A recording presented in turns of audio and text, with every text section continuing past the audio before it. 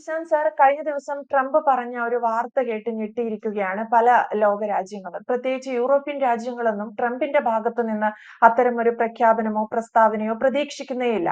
Trump പറയുകയാണ് west bank പിടിക്കാൻ ഇസ്രയേലിനെ അനുവദിക്കില്ല എന്ന്. കാരണം അത് പലസ്തീന്റെ ഭാഗം തന്നെയായിരിക്കുമെന്നാണ് ട്രംപ് പറയുന്നത്.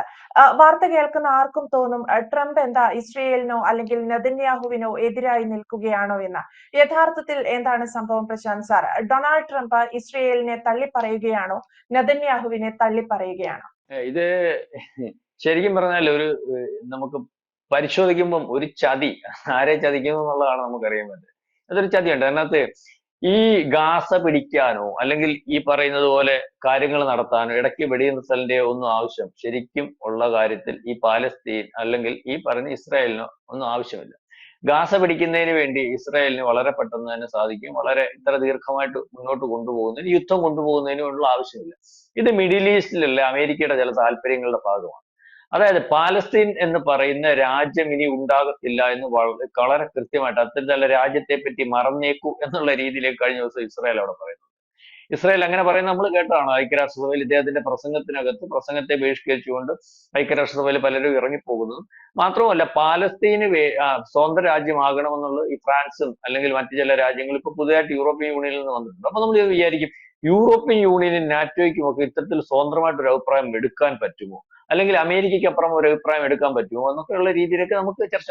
അതുപോലെ തന്നെ അതിന്റെ എടുക്കാൻ പറ്റുമോ നമുക്ക് തോന്നലുണ്ട്. അതിന്റെ കൂടെ തന്നെ കഴിഞ്ഞ ദിവസം ഇയാള് ഈ പറയുന്ന മുസ്ലിം രാജ്യങ്ങളുടെ എല്ലാം കൂടി ഒരു യോഗം വിളിച്ചായിരുന്നു 2 ദിവസം മുമ്പ്. അതിനകത്ത് പറഞ്ഞു അതിനകത്ത് ഈ പറഞ്ഞ സൗദി ഉണ്ടായിരുന്നു, എനിക്ക് തോന്നുന്നു പാകിസ്ഥാന്റെ നേതാവ് ഉണ്ടായിരുന്നു, ജർമ്മനിയുടെ നേതാവ് ഉണ്ടായിരുന്നു, ഈ തുർക്കിന്റെ ഉണ്ടായിരുന്നു. അപ്പം പ്രധാനപ്പെട്ട എല്ലാവരും ഉണ്ടായിരുന്നു.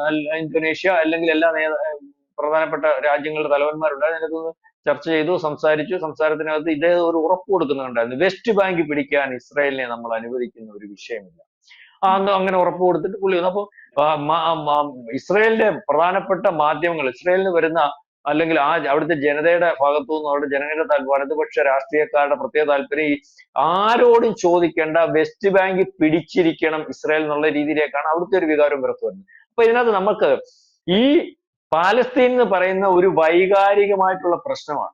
അത് ഇസ്രായേലിന്റെ ഭാഗത്തും ഇസ്രായേലിനും അത് തന്നെ, അല്ലെങ്കിൽ അവിടെ ചില ഈ ഗാസ പിടിക്കുന്ന മറ്റു ചില പ്രദേശങ്ങളും ഒക്കെ രണ്ട് മുസ്ലിങ്ങളുടെയും വൈകാരികമായിട്ടുള്ള പ്രശ്നം, ഇസ്രായേലിന്റെ നിലനിൽപ്പിന്റെ വിഷയം. അപ്പം ഇതിനകത്ത് പാലസ്തീൻ വിഷയത്തിനകത്ത് ഈ പറയുന്ന GCC രാജ്യങ്ങൾക്ക് നേരിട്ട് ഇടപെടുന്നതിന് ഭയമുണ്ട്, ഇസ്രായേലുമായിട്ട് മുട്ടുന്നതിന്. കഴിഞ്ഞ ദിവസം കൂടുകയൊക്കെ ചെയ്തു, കാര്യങ്ങളൊക്കെ തീരുമാനിച്ചു. പക്ഷെ മുട്ടാൻ ഒരു പേടിയുണ്ട്. മുട്ടിയാൽ അവർ കൊണ്ടുവച്ച് അടിച്ച് നശിപ്പിക്കുമെന്നറിയാം. മാത്രമല്ല അതിനകത്ത് ഈ പറയുന്ന അമേരിക്കയ്ക്ക് ഇടപെടുന്നതിന് ഒരു പരിധിയുണ്ട്. അമേരിക്ക അവരുടെ കൂടെ ഈ പറയുന്ന GCC രാജ്യങ്ങളെയൊക്കെ നിർത്തിയിരിക്കുന്നത് അവരുടെ താല്പര്യത്തിനനുസരിച്ച് തന്നെയാണ്. അല്ലെ GCC രാജ്യങ്ങളോ അല്ലെങ്കിൽ ഈ മുസ്ലിം രാജ്യങ്ങൾക്കോട്ടോ അമേരിക്കയ്ക്ക് ഈ പറയുന്ന താല്പര്യമൊന്നുമില്ല. അവന്റെ പെട്രോളും അല്ലെങ്കിൽ ഇന്ധനവും ബിസിനസ്സും അല്ലെങ്കിൽ അവന്റെ രാജ്യത്തേക്കുള്ള ഫണ്ടിങ്ങും ഒക്കെയാണ് ഉദ്ദേശിക്കുക. അതിനപ്പുറം ഒന്നുമില്ല. അതിനാണല്ലോ വ്യോമത്താവളങ്ങൾ ഉൾപ്പെടെ അവനെ ചലിക്കാൻ പറ്റാത്ത രീതിയിൽ അവന്റെ ചെലവിൽ അമേരിക്ക അവരുടെ വ്യോമത്താവളങ്ങൾ അവിടെ കൊണ്ടിട്ടിരിക്കുകയാണ്. അപ്പം ഏറ്റവും ആദ്യം അവർ പരിഗണിക്കുന്നു, അല്ലെങ്കിൽ എല്ലാ കാര്യവും ഈ പറയുന്ന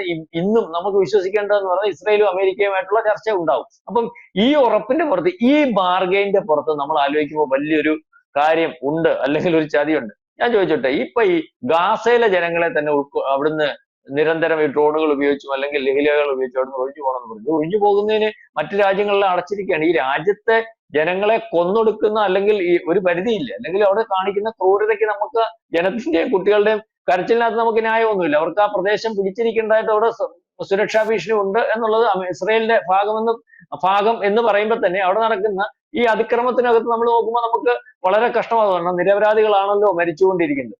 അപ്പം മാത്രമല്ല പാലസ്തീനിൽ ഇതുപോലെ ആൾക്കാരുണ്ടല്ലോ, പാലസ്തീൻ പിടിക്കുമെന്ന് പറഞ്ഞാൽ പാലസ്തീനിലെ ജനങ്ങളെ എങ്ങോട്ട് വിടും? അപ്പൊ ഇതിന്റെ അകത്ത് ഞാൻ പറഞ്ഞു വന്നത്, ഇതിനകത്ത് ഒരു അജണ്ടയുണ്ട്. നമ്മൾ ഒരു ചർച്ച നടക്കുമ്പോൾ നമ്മൾ ഉദ്ദേശിക്കുന്ന കാര്യം നടക്കണമെങ്കിൽ നമ്മൾ എങ്ങനെയാണ് ചെയ്യുന്നത്? ആ പ്രദേശം ഇപ്പൊ തന്നെ ആ പ്രദേശം മാത്രമായിട്ട് പറയത്തില്ലല്ലോ. ഇപ്പൊ ഇസ്രായേൽ പറയുന്നു പാലസ്തീൻ എന്ന് പറഞ്ഞ രാജ്യമേ പറ്റത്തില്ലെന്ന്. പാലസ്തീൻ എന്ന് പറഞ്ഞ രാജ്യമേ പറ്റത്തില്ലെന്ന് പറയുമ്പോഴത്തേന് ബാക്കി ലോക രാജ്യങ്ങൾ ഈ ചർച്ച വരുമല്ലോ, അല്ലെങ്കിൽ ഈ വിഷയം ഇപ്പൊ ചർച്ചയായല്ലോ, അല്ലെങ്കിൽ ഈ യുദ്ധം നിർത്തണമെന്ന് പറയുന്നല്ലോ, അല്ലെങ്കിൽ പാലസ്തീൻ സ്വതന്ത്രമാകണം അല്ലെങ്കിൽ അങ്ങനെ കൊടുക്കണമെന്ന് കുറെ കാര്യങ്ങൾ പറയുന്നല്ലോ. അപ്പൊ പാലസ്തീൻ മൊത്തത്തിൽ വേണ്ട, അല്ലെങ്കിൽ പാലസ്തീൻ മൊത്തത്തിൽ പറ്റത്തില്ല എന്നുള്ള രീതിയിലേക്ക് ഒരു ചർച്ച വരും. അപ്പം അവർക്ക് ഉദ്ദേശിക്കുന്ന ഗാസ അവരുടെ കസ്റ്റഡിയിലാക്കാം, ഗാസയാണ് അവരുടെ ഉദ്ദേശം. ഇപ്പം വെസ്റ്റ് ബാങ്ക്, ഗാസ വിശാലമായിട്ട് നിൽക്കുന്ന ഒരവസ്ഥയിൽ ഈ പറയുന്ന ഗാസ അവർക്ക് വേണം, ഗാസ വിട്ടുകൊടുക്കുന്ന ഒരു അവസ്ഥ ഇല്ല എന്ന് ഇസ്രായേൽ പറയുന്നുണ്ട്. അതിനകത്ത് രണ്ട് കാര്യമുണ്ട്. ഗാസയിൽ കൂടിയാണ് സുരക്ഷാ ഭീഷണി ഉണ്ടാകുന്നത്. നമ്മുടെ പറഞ്ഞ തെക്കൻ പാകിസ്ഥാൻ, വടക്കൻ പാകിസ്ഥാൻ എന്ന് പറഞ്ഞ നേരത്തെ ഉണ്ടായിരുന്നല്ലോ, ഇപ്പൊ അഫ്ഗാനിസ്ഥാന് മുമ്പ് നമുക്ക് ഏറ്റവും കൂടുതൽ സുരക്ഷാ ഭീഷണി ഉണ്ടായിരുന്നത് ഈ പറയുന്ന അഫ്ഗാനിസ്ഥാന്റെ ഭാഗമായിരുന്നു. പിന്നെ രണ്ട് രാജ്യമായെങ്കിൽ ഇപ്പൊ അവിടെ സുരക്ഷാ ഭീഷണി ഉണ്ടെങ്കിലും നേരത്തെ ഈ രാജ്യം നമ്മുടെ കസ്റ്റഡിയിലായിരുന്നല്ലോ, അസീന ഉൾപ്പെടെ. അപ്പൊ ഈ ഗാസ എന്ന് പറയുന്ന സമുദ്രത്തോട് ചേർന്ന് കിടക്കുന്നത്, അപ്പൊ ഇതിനകത്ത് ഇപ്പൊ സഹായിക്കുന്ന ഈ പറയുന്ന ഈ പറയുന്ന ഭീകരന്മാരെ അല്ലെങ്കിൽ ഗാസയിലെ ഹമാസിനെ ഒക്കെ സഹായിക്കുന്നതിനകത്ത് ഈ തുർക്കി കമന്റ് കൊടുക്കുന്നുണ്ട്, അല്ലെങ്കിൽ ഈജിപ്ത് ചെയ്യുന്നുണ്ട്. ഈ പറയുന്ന അറേബ്യൻ രാജ്യങ്ങളൊക്കെ പരസ്യമായിട്ട് ഞങ്ങളൊന്നും ഇല്ല എന്ന് പറയുമ്പോൾ ഈ കിടക്കുന്നുണ്ട്. ഓരോ അവിടുന്ന് ഈ പറയുന്ന കടലിൽ കൂടി മറ്റു ചില മാർഗങ്ങളൊക്കെ, ചില പാതകളും ഒക്കെ ഉണ്ടായിരുന്നു. അതൊക്കെ ഇപ്പൊ അവിടെ കസ്റ്റഡിയിലാക്കി വെച്ചിരിക്കുകയാണ് ഇസ്രായേൽ. അപ്പം അവർക്ക് ആ പ്രദേശം അവരുടെ കസ്റ്റഡിയിലായാൽ, പൂർണ്ണ നിയന്ത്രണത്തിലായാൽ അവരുടെ രാജ്യത്തിന്റെ സുരക്ഷാ ഭീഷണി ഒരു പരിധി വരെ മറികടക്കും. പിന്നെ പാലസ്തീൻ എന്ന് പറയുന്ന, പാലസ്തീൻ മാത്രം, വെസ്റ്റ് ബാങ്ക് മാത്രമാകുന്ന ഒരു അവസ്ഥയിലേക്ക് വരും. അതിനകത്ത് വേണമെങ്കിൽ ചർച്ച നടത്തി വെസ്റ്റ് ബാങ്കിനകത്ത് ഈ പറയുന്ന ചില രാജ്യങ്ങളുടെ ഒക്കെ കൂട്ടിച്ചേർക്കലൊക്കെ നടത്തി ഒന്ന് വലുതാക്കി കൊടുക്കാം. അത് പിന്നെ അതിനകത്ത് ചർച്ചയ്ക്കകത്ത് വരേണ്ട കാര്യമാണ്. ഈ പറയുന്ന ഇസ്രായേലിന്റെ ഭാഗമല്ല നിൽക്കുന്ന ചില രാജ്യങ്ങളിലേക്ക് ബോർഡറും ഒക്കെ വരുന്നുണ്ടല്ലോ. അപ്പം അവരുടെ ഭാഗത്തു നിന്നൊക്കെ കൂട്ടിച്ചേർത്ത്, അപ്പം ഇതിനകത്ത് ഈ പറയുന്നത് പോലെ വെസ്റ്റ് ബാങ്ക് ഞാൻ വിട്ടുകൊടുക്കത്തില്ല, അല്ലെങ്കിൽ അതിനകത്തോട്ട് കടന്നു കയറാൻ അനുവദിക്കത്തില്ല എന്ന് ട്രംപ് പറയുന്നതിനകത്ത് ആരെ ചതിക്കും? ഇസ്രായേലിനെ അല്ല ചതിക്കുന്നത്. വെസ്റ്റ് ബാങ്ക് ഞാൻ പിടിച്ചു തരുന്നെന്ന് പറയുന്ന രീതിയിലേക്ക് നിന്നുകൊണ്ട്, അല്ലെങ്കിൽ പാലസ്തീൻ അത് പിടിക്കുമെന്ന് പറയുമ്പോൾ യാതൊരു കാരണവശാലും ഞാൻ അനുവദിക്കത്തില്ല. പാലസ്തീൻ അല്ലെങ്കിൽ വെസ്റ്റ് ബാങ്ക് പിടിക്കുമെന്ന് ഇസ്രായേൽ പറയുമ്പോൾ യാതൊരു കാരണവശാലും ഞാൻ അനുവദിക്കത്തില്ല എന്ന് പറയുന്നതിന്റെ അർത്ഥം എന്ന് പറഞ്ഞാൽ അവര് തമ്മിലുള്ള ഒരു അഡ്ജസ്റ്റ്മെന്റ് ആണ്. അവർക്ക് യഥാർത്ഥത്തിൽ ഈ പറയുന്ന വെസ്റ്റ് ബാങ്ക് വേണ്ട. പാലസ്തീൻ എന്ന് പറയുന്നതിനകത്ത് വിശാലമായിട്ട് ഇപ്പൊ നിൽക്കുന്ന ഗാസയും വെസ്റ്റ് ബാങ്കും കൂടെ കൊടുത്തുകൊണ്ട് പോകുന്ന ഒരവസ്ഥയില്ല. ഗാസയുടെ പൂർണ്ണ നിയന്ത്രണം ഈ പറയുന്നത് പോലെ ഇസ്രായേലിന് വേണം. ഇസ്രായേൽ അത് വിട്ടുകൊടുക്കാൻ വേണ്ടി നിൽക്കുന്ന ഒരവസ്ഥയിലാണ്. അവരുടെ രാജ്യത്തിന്റെ സുരക്ഷയെ അല്ലെങ്കിൽ മുൻനിർത്തിയുള്ള കാര്യമാണ്. അങ്ങനെ ഗാസ അവരുടെ കയ്യിലായി കഴിഞ്ഞാൽ പാലസ്തീനെ ഉറ്റുനോക്കുന്നതിനും അവരുടെ രാജ്യത്തിനകത്ത് ഇപ്പം നടന്നുകൊണ്ടിരിക്കുന്ന ഈ പ്രോക്സി ഗ്രൂപ്പുകളുടെ ആക്രമണത്തിന് തടയിടുന്നതിനും പ്രോക്സി ഗ്രൂപ്പുകളെ സഹായിക്കുന്നതിന് വേണ്ടി ഈ തുർക്കി പോലെയും അല്ലെങ്കിൽ മറ്റ് പല രാജ്യങ്ങളുടെയും സഹായം എത്തിക്കുന്നതിന്, സമുദ്രത്തിൽ കൂടി മറ്റ് രീതിയിലേക്കുള്ള സഹായം എത്തിക്കുന്നതിന് തടസ്സമുണ്ടാകുകയും പൂർണ്ണമായിട്ടുള്ള ഒരു സുരക്ഷയിലേക്ക് പോവുകയും ചെയ്യുന്നത്. അതായത് ഈ പറയുന്ന ട്രംപ് ഈ GCC രാജ്യങ്ങൾ അല്ലെങ്കിൽ അറബ് രാജ്യങ്ങളോട് പറഞ്ഞിരിക്കുന്ന വെസ്റ്റ് ബാങ്ക് പിടിക്കാൻ ഞാൻ ഇസ്രായേലിനെ അനുവദിക്കുന്നില്ല എന്ന് പറയുന്നതിന്റെ അർത്ഥം ഗാസ അവർക്കൊന്ന് കൊടുത്തേരെ, അത് അവരുടെ കയ്യിലോട്ട് പോട്ടെ, പാലസ്തീൻ എന്ന് പറയുന്ന രാജ്യവും അല്ലെങ്കിൽ വെസ്റ്റ് ബാങ്ക് പാലസ്തീന് സ്വതന്ത്രമാക്കി കൊടുക്കാം, അതിനുവേണ്ടി ഞാൻ സഹായിക്കാം, ഞാൻ ഇടപെട്ടില്ല എന്നെങ്കിൽ മൊത്തവും പോയേനെ എന്നുള്ള രീതിയിലേക്കുള്ള ഒരു കളിയാണ്. നേരത്തെ ഇറാനെ ആക്രമണത്തിന് ശേഷം അറിഞ്ഞില്ല അമേരിക്ക എന്ന് പറഞ്ഞൊരു പ്രസ്താവന വന്നു. അല്ലെങ്കിൽ അപ്പം പിന്നെ പറഞ്ഞത് ഓർമ്മയുണ്ടോ?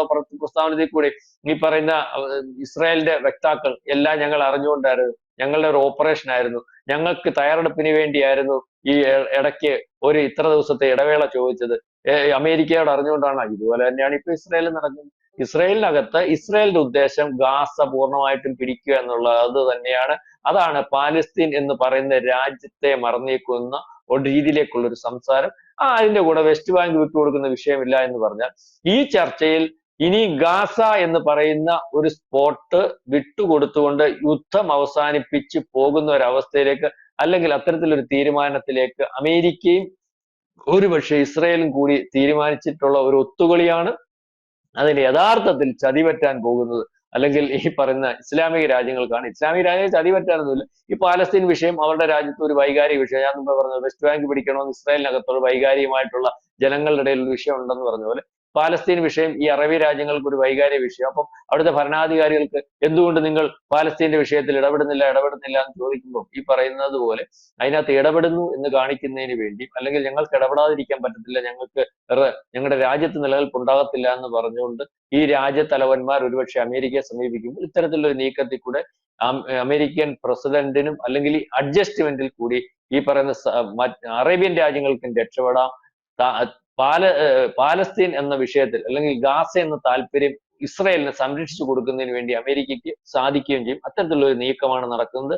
അല്ലാതെ മറ്റ് പല കാര്യങ്ങളിലെ പാലസ്തീനെ നമ്മൾ യൂറോപ്യൻ രാജ്യങ്ങൾ, ഇപ്പൊ ഫ്രാൻസും അല്ലെങ്കിൽ മറ്റു ചില രാജ്യങ്ങളും ഒക്കെ അമേരിക്കയുടെ ഇരിക്കുന്ന ഒരു പാലസ്തീനെ ഞങ്ങൾ സ്വതന്ത്ര രാജ്യമായിട്ട് അംഗീകരിക്കുന്നതിന് നിൽക്കുന്നു എന്ന് പറഞ്ഞാൽ ഇതും അമേരിക്കയുടെ ഒരു അഡ്ജസ്റ്റ്മെന്റ് ആണ്. അത്തരത്തിൽ അങ്ങനെ പറയണം, അല്ലെങ്കിൽ അങ്ങനെ നിൽക്കണം, നമുക്ക് ആ ഒരു കളി കളിക്കാം, ആ കളി ഇവരെല്ലാം അവിടെ കൂടി ആലോചിച്ചുള്ള കളിയാണ്, അതിന് യാതൊരു തർക്കവുമില്ല. അതിന് അങ്ങനെ വരാനൊക്കെയുള്ള ഒരു സാധ്യത തന്നെയാണ്. അതായത് കൃത്യമായിട്ട് പറഞ്ഞാൽ ഈ ട്രംപിന്റെ ചതി അത് എല്ലായിടത്തും നടത്തുന്ന പോലെ GCC രാജ്യങ്ങളുടെ അടുത്ത് നടത്തുന്നു. ഒരുപക്ഷെ അറിഞ്ഞോ അറിയാതെയോ അങ്ങനെ നിന്നു കൊടുക്കാൻ ഉള്ള ഒരു സാഹചര്യം മാത്രമേ അവർക്ക് ഇന്ന് ഈ പറഞ്ഞ ലോകക്രമത്തിൽ ഉള്ളൂ.